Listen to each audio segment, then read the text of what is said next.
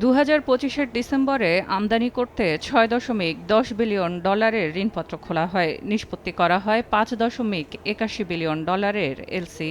মূলত অক্টোবর ও নভেম্বরে রমজানকে সামনে রেখে নিষ্পত্তি করা এলসির হার বেশি, যেখানে ছোলা, ভোজ্য তেল ও খেজুরের ঋণপত্রের হার বেশি।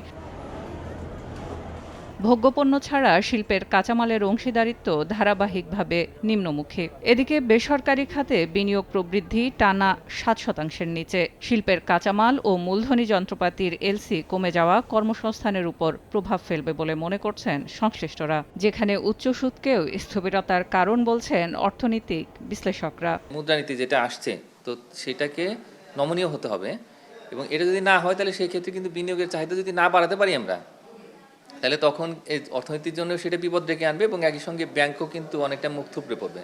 সুতরাং এই অবস্থায় আমি মনে করি যে বাংলাদেশ খুব একটা ক্রিটিক্যাল জাংচারে আছে। এদিকে বাংলাদেশ ব্যাংক বলছে, রাজনৈতিক স্থিরতার উপর নির্ভর করছে আসছে মৌসুমে বেসরকারি ও বিদেশি বিনিয়োগ। তবে মূল্যস্ফীতির উপর নির্ভর করছে ঋণের সুদের হার শিথিল হবে কিনা।